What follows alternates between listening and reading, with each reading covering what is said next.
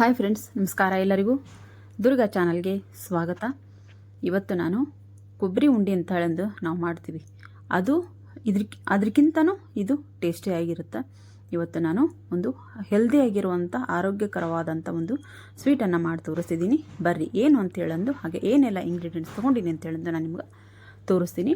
ಇಲ್ಲೊಟ್ಟು ನಾನು ಒಂದು ಅರ್ಧ ಬಟ್ಲಷ್ಟು ಗೋಡಂಬಿ ತೊಗೊಂಡಿದ್ದೀನಿ. ಹಾಗೆ ಒಂದು ಸ್ವಲ್ಪ ಏಲಕ್ಕಿ, ಬಾದಾಮಿ ಮತ್ತು ಪಿಸ್ತಾ. ಇದು ಅಳವಿ, ಇದಕ್ಕೆ ಇದು ಸೊಂಟ ಗಟ್ಟಾಗತ್ತೆ ಇದಕ್ಕೆ. ಆಮೇಲೆ ನಾವೆಲ್ಲ ಬಾಣಂತಿರಿದ್ದಾಗ ಇವನ್ನೆಲ್ಲ ಬೆಲ್ಲ ಹಾಕಿ ಕುದಿಸ್ಕೊಡ್ತಿದ್ರು ನಮ್ಗೆ. ಸೊಂಟ ಗಟ್ಟಾಗತ್ತೆ, ಆಮೇಲೆ ಎಲಬು ಗಟ್ಟಾಗ್ತಾವ ಅಂತ ಹೇಳಂದು ಅದು ಅಳವಿ ಅಂತ ಹೇಳಂದು. ಆಮೇಲೆ ಅಂಟು ಮತ್ತು ಒಂದಷ್ಟು ಕಲ್ಲಂಗಡಿ ಬೀಜ, ಹಾಗೆ ಕುಂಬಳಕಾಯಿ ಬೀಜ ತೊಗೊಂಡಿದ್ದೀನಿ. ಮತ್ತು ಕೊಬ್ಬರಿ, ಒಣ ಕೊಬ್ಬರಿ ಮತ್ತು ಬೆಲ್ಲ ಮತ್ತು ಖರ್ಜೂರ, ಇಷ್ಟನ್ನು ನಾನಿಲ್ಲಿ ತೊಗೊಂಡಿದ್ದೀನಿ. ಹಾಗೆ ಇಲ್ಲಿ ಏನದು ದ್ರಾಕ್ಷಿ ಮತ್ತು ಕಸಕಸಿನ ತೋರಿಸಿದ್ದೀನಿ, ಇಲ್ಲಿ ಸ್ಕಿಪ್ ಆಗೈತದು. ಅದನ್ನು ಎರಡು ನಾನಿಲ್ಲಿ ಅಷ್ಟನ್ನು ರೆಡಿ ಮಾಡಿ ಇಟ್ಕೊಂಡಿನಿ. ಈಗ ನಾನು ಒಂದೊಂದಾಗಿ ನಾನು ಹುರ್ಕೊತ ಬರ್ತೀನಿ. ಸ್ವಲ್ಪ ತುಪ್ಪ ಹಾಕ್ಕೊಂಡೆ, ಇದಕ್ಕೆ ತುಪ್ಪ ಹಾಕ್ಕೊಂಡು ಗೋಡಂಬಿನ ಇಲ್ಲಿ ಹುರ್ಕೊತಾ ಇದ್ದೀನಿ. ನಾವು ಜಾಸ್ತಿಯಾಗಿ ಏನು ಹುರ್ಕೊಳೋದು ಬೇಕಾಗಿಲ್ಲ, ಕ್ರಿಸ್ಪಿ ಆಗ್ಬೇಕು ಅಷ್ಟೇ. ಇದು ಚೆನ್ನಾಗಿ ನಾನು ಸಣ್ಣ ಕೈಯನ್ನು ಹೆಚ್ಚಿ ರೆಡಿ ಮಾಡ್ಕೊಂಡಿದ್ದೀನಿ. ಅಷ್ಟೂ ಒಂದು ಅರ್ಧ ಬಟ್ಲ ತೊಗೊಂಡಿದ್ದೀನಿ. ಒಂದು ಬಟ್ಲಷ್ಟು ಕೊಬ್ಬರಿ, ಒಣ ಕೊಬ್ಬರಿ ತೊಗೊಂಡಿನಿ. ಹಾಗೆ ಒಂದು ದೊಡ್ಡ ಬೌಲಷ್ಟು ನಾನು ಖರ್ಜೂರ ತೊಗೊಂಡಿನಿ.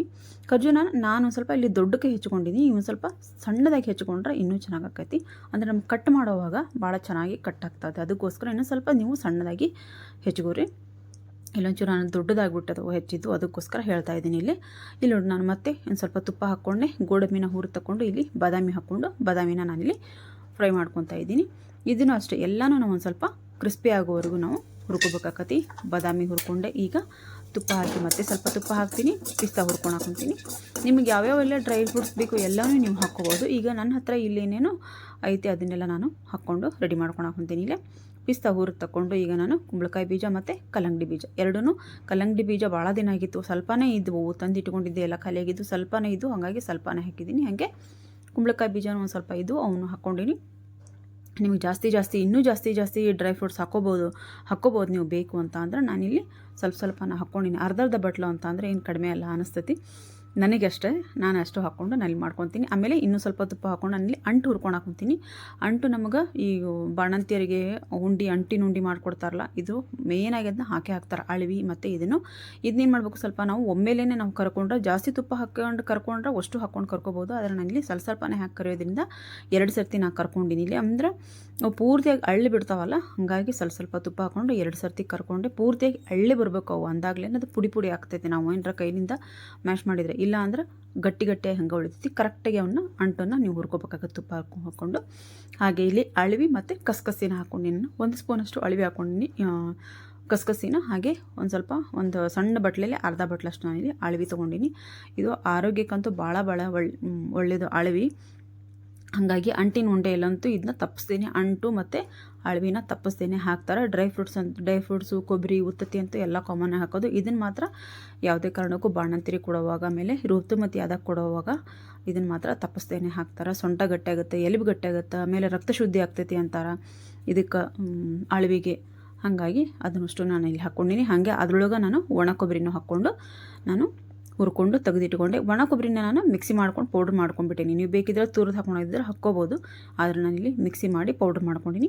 ಹಾಗೆ ನಾನಿಲ್ಲಿ ಖರ್ಜೂರನೂ ಸ್ವಲ್ಪ ತುಪ್ಪ ಹಾಕಿ ಹುರ್ಕೊಂಡು ಸ್ವಲ್ಪ ತುಪ್ಪ ಹಾಕಿ ಹುರ್ಕೊಂಡಿದ್ದು ಸ್ವಲ್ಪ ಮೆತ್ತಗಾಗುತ್ತೆ. ಆಮೇಲೆ ಒಂದು ಸ್ವಲ್ಪ ನೀವು ಇನ್ನೂ ಸ್ವಲ್ಪ ಇದು ನಾನು ಆವಾಗಲೇ ಹೇಳಿದೆ, ಒಂದು ಸ್ವಲ್ಪ ಸಣ್ಣದಾಗಿ ನೀವು ಹೆಚ್ಕೊಂಡ್ರೆ ಕಟ್ ಮಾಡೋದಕ್ಕೆ ಚೆನ್ನಾಗಿ ಅನಿಸ್ತದೆ. ಅದಕ್ಕೋಸ್ಕರ ಸ್ವಲ್ಪ ಸಣ್ಣದಾಗಿ ಹೆಚ್ಕೋರಿ ಅಂತ ಹೇಳ್ತೀನಿ. ಮತ್ತು ಇಲ್ಲಿ ಒಂದು ಸ್ವಲ್ಪ ದ್ರಾಕ್ಷಿನ ಹಾಕ್ಕೊಂಡೇನೆ, ಒಂದು ದೊಡ್ಡ ಸ್ಪೂನಷ್ಟು ನಾನಿಲ್ಲಿ ದ್ರಾಕ್ಷಿನ ಹಾಕ್ಕೊಂಡು ಹುರ್ಕೊಂಡು ಹಾಕ್ಕೊತೀನಿ. ಇದನ್ನು ಅಷ್ಟು ತುಪ್ಪ ಹಾಕ್ಕೊಂಡು ನಾನು ಹುರ್ಕೊಂಡೆ. ಈಗ ನಾನು ಸ್ವಲ್ಪ ನೀರು ಹಾಕ್ಕೊಂಡು ಬೆಲ್ಲ ಹಾಕ್ಕೊಂಡೆ. 1 ಬಟ್ಲಷ್ಟು ಬೆಲ್ಲ ಜಾಸ್ತಿ ಆಗುತ್ತೆ ಅನ್ನಿಸ್ತು ನನಗೆ, ಹಾಗಾಗಿ ಸ್ವಲ್ಪ ತೆಗೆದಿಟ್ಟಿದ್ದೆ. ಆಮೇಲೆ ಅನ್ನಿಸ್ತು ಅಷ್ಟು ಬೇಕಾಗುತ್ತೆ ಇದಕ್ಕೆ ಎಲ್ಲ ನೋಡಿಕೊಂಡೆ. ನಾನು ಪಕ್ಕಕ್ಕೆ ಇಟ್ಕೊಂಡು ಎಲ್ಲನೂ ನಾನು ಹುರಿದಿಟ್ಕೊಂಡಿದ್ನಲ್ಲ, ಅದನ್ನು ನೋಡಿಕೊಂಡು ಇದು ಅಷ್ಟು ಬೇಕಾಗುತ್ತೆ ಇದಕ್ಕೆ ಆಣಕ್ಕೆ ಅಂತೇಳಂದು ನಾನು ಅಷ್ಟೂ 1 ಬಟ್ಲಷ್ಟು ಬೆಲ್ಲ ತೊಗೊಂಡಿನಿ. ಕರೆಕ್ಟಾಗಿ ಕ್ವಾಂಟಿಟಿ ಆಗಿತ್ತು ನೋಡ್ರಿ, ಅಷ್ಟೂ ಹಾಕ್ಕೊಂಡೆ ನಾನು ಇದಕ್ಕೆ. ಅಂದರೆ ಸ್ವಲ್ಪ ಜಾಸ್ತಿ ಆಗುತ್ತೆ ಅಂತ ತೆಗೆದಿಟ್ಕೊಂಡಿದ್ದೆ, ಆದರೆ ಅಷ್ಟು ಬೇಕು ಅಂತೇಳಂದು ಅಷ್ಟು ಬೆಲ್ಲನೂ ನಾನು ಹಾಕ್ಕೊಂಡಿನಿ. ಕರೆಕ್ಟಾಗಿ 1 ಬಟ್ಲು ಖರ್ಜೂರ ತೊಗೊಂಡಿಲ್ಲ, 1 ಬಟ್ಲು ಬೆಲ್ಲ ನಾನಿಲ್ಲಿ ತೊಗೊಂಡಿನಿ. ಅಷ್ಟಕ್ಕೂ 1 ಬಟ್ಲ ಬೆಲ್ಲ ಕರೆಕ್ಟಾಗಿ ಐತಿ. ಇದನ್ನು ಸ್ವಲ್ಪ ನೀರು ಹಾಕಿ ಇದನ್ನು ಕರಗಿಸ್ಕೊಳಕ್ಕಿಟ್ಟೆ ನಾನಿಲ್ಲಿ. ಇಲ್ಲಿ ನೀವು ಗಿಣ ಏನು ಮಾಡ್ಕೊಳೋ ಅವಶ್ಯಕತೆ ಇಲ್ಲ. ಸ್ವಲ್ಪ ಅಂಟು ಪಾಕ ಬಂದರೆ ನಿಮಗೆ ಸಾಕಿದು. ನಾವು ಒಂದು ಎಳೆ ಪಾಕ, ಆಮೇಲೆ ಹಿಂಗೆ ಉಂಡೆ ಕಟ್ಟಬೇಕಾರೆ ನಾವು ಒಂದು ಪ್ಲೇಟಿಗೆ ಹಾಕಿ ಅದನ್ನು ಇದು ಬಂದೈತೆ ಗಟ್ಟಿಯಾಗಿತ್ತಿಲ್ಲ ಅಂತ ನೋಡ್ತೀವಲ್ಲ, ಆ ರೀತಿ ಏನು ಮಾಡೋದು ಬೇಕಾಗಿಲ್ಲ. ನೀವು ಇಲ್ಲಿ ಸ್ವಲ್ಪ ಅಂಟು ಪಾಕ ಬರೋವರೆಗೂ ನೀವು ಪಾಕ ಮಾಡಿಕೊಂಡ್ರೆ ಸಾಕು. ಅಷ್ಟೇ ನಾನಿಲ್ಲಿ ಮಾಡ್ಕೊತೀನಿ. ನೋಡ್ರಿ ನಾನು ತೋರಿಸ್ತೀನಿ. ಬರೀ ಕೈ ಬೆಳ್ಳಿಗೆ ನಾವು ಒಂದು ಸ್ವಲ್ಪ ಬೆಲ್ಲ ಹಚ್ಕೊಂಡು ನೋಡ್ರಿ ಈ ರೀತಿ ಮಾಡಿದರೆ ನಮಗೆ ಸಾಕು. ಅಂಟ ಬಂದರೆ ಸಾಕು, ನಮಗೆ ಎಳೆ ಪಾಕ ಬರೋ ಅವಶ್ಯಕತೆ ಇಲ್ಲ. ಇಷ್ಟಾದಾಗ ನಾನು ಗ್ಯಾಸನ್ನು ಆಫ್ ಮಾಡಿಕೊಂಡು ನಾನೇನು ಇವನ್ನೆಲ್ಲನೂ ಹುರಿದಿಟ್ಕೊಂಡಿದ್ನಲ್ಲ ಅಷ್ಟನ್ನು ಕರೆಕ್ಟಾಗಿ ಮಿಕ್ಸ್ ಮಾಡ್ಕೊತೀನಿ. ನೋಡ್ರಿ ಕರೆಕ್ಟಾಗಿ ಎಲ್ಲನೂ ಮಿಕ್ಸ್ ಮಾಡಿಕೊಂಡು, ನೀವು ಬೇಕಿದ್ದರೆ ಇದು ಅಂಟನ್ನು ಪುಡಿ ಮಾಡ್ಕೊಂಡ್ರು ಮಾಡ್ಕೊತಾರೆ. ಅದನ್ನು ನಾನಿಲ್ಲಿ ಪುಡಿ ಏನೂ ಮಾಡೋಕ್ಕೆ ಹೋಗಿಲ್ಲ. ಹಾಗೆ ನನಗೆ ಕಲಸಬೇಕಾದ್ರೆ ಒಂದು ಸ್ವಲ್ಪ ಹತ್ತಿಗೆ ಕಲಿಸ್ಬಿಟ್ರೆ ಅದೆಲ್ಲ ಪುಡಿ ಆಗಿಬಿಡ್ತಾವೆ. ಯಾಕಂದ್ರೆ ಚೆನ್ನಾಗಿ ಕರ್ದಿರ್ತಾವಲ್ಲ, ಕುರ್ಕುರು ಅಂತಿರ್ತಾವೆ. ಇದಕ್ಕೆ ನಾನು ಸ್ವಲ್ಪ ಏಲಕ್ಕಿ ಪೌಡ್ರನ್ನ ಹಾಕ್ಕೊಂಡು ಚೆನ್ನಾಗಿಲ್ಲಿ ಮಿಕ್ಸ್ ಮಾಡ್ಕೊಳಕೊಂತೀನಿ. ಬೆಲ್ಲದ ಹಣ್ಣದಲ್ಲಿ ಇದನ್ನೆಲ್ಲ ಹಾಕಿ ನಾನು ಮಿಕ್ಸ್ ಮಾಡ್ಕೊಳಕೊಂತೀನಿ. ಇದೇ ರೀತಿ ಇನ್ನೊಂದು ನಟ್ಸ್ ರೋಲ್ಸ್ ಅಂತೇಳಂದು ನಾನು ಡ್ರೈ ಫ್ರೂಟ್ಸ್ ರೋಲ್ಸ್ ಅಂತೇಳಂದು ಒಂದು ರೆಸಿಪಿ ಮಾಡಿ ಹಾಕಿದ್ದೀನಿ. ಭಾಳ ಟೇಸ್ಟಿಯಾಗಿದೆ ಫ್ರೆಂಡ್ಸ್. ಅದನ್ನು ಒಂದು ನೀವು ಟ್ರೈ ಮಾಡಿ ನೋಡಿರಿ.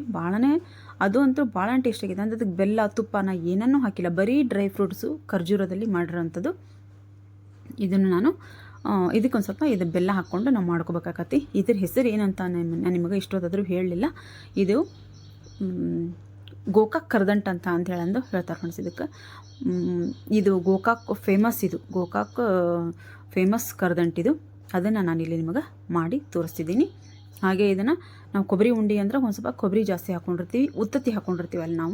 ಅಲ್ಲಿ ನಾವು ಖರ್ಜೂರ ಹಾಕ್ಕೊಂಡಿರಂಗಿಲ್ಲ. ಇಲ್ಲಿ ನಾನು ಖರ್ಜೂರನ ಹಾಕ್ಕೊಂಡು ಇದನ್ನು ರೆಡಿ ಮಾಡ್ಕೊಳಕೊಂತೀನಿ. ನೋಡ್ರಿ ಕರೆಕ್ಟಾಗಿ ನಾನು ಒಂದು ಸ್ವಲ್ಪ ಗ್ಯಾಸ್ ಹಚ್ಚಿ ಒಂದು 2 ನಿಮಿಷ ಅಷ್ಟೇ ನಾನು ಅಲ್ಲಿ ಎಲ್ಲನೂ ಮಿಕ್ಸ್ ಮಾಡಿ ಗ್ಯಾಸ್ ಹಚ್ಚಿದ್ರ ಮೇಲೆ ನಾನು ಕರೆಕ್ಟಾಗಿ ಮಿಕ್ಸ್ ಮಾಡಿಕೊಂಡು ಅದೆಲ್ಲ ಕರೆಕ್ಟಾಗಿ ಹೊಂದ್ಕೊಂಡು ಆದಮೇಲೆ ನಾನು ಒಂದು ಈ ಎಕೋ ಪೇಪರ್ ಅಂತಾರಲ್ಲ ಅದಕ್ಕೆ ನಾನು ಹಾಕಿ ಇದನ್ನು ತಟ್ಕೊತೀನಿ. ನಿಮ್ಗೆ ಬೇಕಿದ್ರೆ ಬರೀ ಅದೇ ಪೇಪರ್ ಇಲ್ಲ ಅಂತ ಅಂದರೆ ನೀವು ಒಂದು ಪ್ಲೇಟಿಗೆ ತುಪ್ಪ ಹಚ್ಚಿನಾದರೂ ನೀವು ಇದನ್ನು ಹಾಕ್ಕೊಂಡು ಚೆನ್ನಾಗಿ ಇದನ್ನ ತಟ್ಕೋಬೋದು. ನೋಡ್ರಿ ನಾನು ಕೈಲಿಂದ ನಾನು ಅಷ್ಟನ್ನು ತಟ್ಕೊಂಡು ಸರಿ ಮಾಡ್ಕೊತೀನಿ. ಕೈಲಿಂದ ನಾನು ಕರೆಕ್ಟಾಗಿ ತಟ್ಟಿ ಸರಿ ಮಾಡ್ಕೊತೀನಿ. ಮೇಲೆ ಮತ್ತು ನಾವು ಎಷ್ಟೇ ಕೈಲಿಂದ ಅದು ತಟ್ಟಿದ್ರೂ ಮೇಲೆ ಸಮನಾಗಿ ಬರಲ್ಲ. ಹಾಗಾಗಿ ಒಂದು ಸ್ಪೂನಿಗೆ ನಾನು ತುಪ್ಪ ಹಚ್ಚಿ ಇಲ್ಲಿ ಚೆನ್ನಾಗಿ ಅದನ್ನ ಸರಿ ಮಾಡ್ಕೊತೀನಿ. ಅಂದ್ರೆ ನಮಗೆ ನೀಟಾಗಿ ಸಾಪಾಗಿ ಮೇಲೆ ಕಾಣ್ತೈತಿ. ಇಲ್ಲಾಂದ್ರೆ ನಮ್ಮ ಕೈಲಿ ಎಷ್ಟು ತಟ್ಟಿದ್ರು ಅದು ಮತ್ತೆ ಅದು ನಮ್ಮ ಕೈಗೆ ಕಸಕಸಿ ಆಮೇಲೆ ಅಳಿವಿ ಇರ್ತಾವಲ್ಲ ಅದು ನಮ್ಮ ಕೈಗೆ ಹತ್ತಿ ಬರ್ತದೆ. ಅದಕ್ಕೋಸ್ಕರ ನೋಡ್ರಿ ಚಮಚದಿಂದ ನಾನು ತುಪ್ಪ ಹಚ್ಚಿ ಚೆನ್ನಾಗಿ ಸೌರಿಟ್ಟಿದ್ದೆ. ಪೂರ್ತಿಯಾಗಿ ಒಂದು ಸ್ವಲ್ಪ ಆರ್ದಂಗೆ ಆಗೈತಿದ್ದು. ನೋಡ್ರಿ ನಮ್ಮ ರುಚಿಕರವಾದಂಥ ಆರೋಗ್ಯಕರವಾದಂಥ ನಾವು ಬಾಣ್ತಿಯರಿಗೆ ಆಮೇಲೆ ಈ ಋತುಮತಿಯಾದವರಿಗೆ ಆಮೇಲೆ ನಮಗೆ ದಿನಾಲೂ ನಮಗೆ ತಿನ್ನೋದಕ್ಕೋಸ್ಕರ ಮೂಳೆನೂ ಗಟ್ಟಿ ಆಗುತ್ತೆ, ರಕ್ತ ಶುದ್ಧಿ ಆಗುತ್ತೆ. ಇದರಿಂದ ನಮ್ಗೆ ಆರೋಗ್ಯಕ್ಕೂ ಒಳ್ಳೆಯದಂದ್ರೆ ಯಾಕೆ ದಿನ ಒಂದು ಪೀಸ್ ನಾವು ಇದನ್ನ ತಿನ್ನಬಾರ್ದು. ಹಾಗೆ ಕೊಬ್ಬರಿ ಉಂಡಿನೂ ನೀವು ಮಾಡಿಟ್ಕೋಬೋದು. ಅದರದ್ದು ರೆಸಿಪಿನ ನಾನು ಮುಂದೆ ಹಾಕ್ತೀನಿ. ನಮ್ಮ ರುಚಿಕರವಾದಂಥ ಆರೋಗ್ಯಕರವಾದಂಥ ನಮ್ಮ ಗೋಕಾಕ್ ಕರ್ದಂಟು ರೆಡಿ ಆಗೈತಿ. ವಿಡಿಯೋ ಇಷ್ಟ ಆಗೈತೆ ಅಂತ ತಿಳ್ಕೊಂಡಿದ್ದೀನಿ. ಹಾಗೆ ರೆಸಿಪಿನೂ ಇಷ್ಟ ಆದರೆ ದಯವಿಟ್ಟು ಒಂದು ಲೈಕ್ ಮಾಡಿ, ಹಾಗೆ ಶೇರ್ ಮಾಡಿ, ಕಮೆಂಟ್ ಬಾಕ್ಸಲ್ಲಿ ಕಮೆಂಟ್ ಹಾಕೋದನ್ನು ಮರಿಬೇಡಿ ಫ್ರೆಂಡ್ಸ್. ಮತ್ತೆ ಮುಂದೆ ಒಂದು ಒಳ್ಳೆಯ ವಿಡಿಯೋದೊಂದಿಗೆ ಬರ್ತೀನಿ. Bye friends.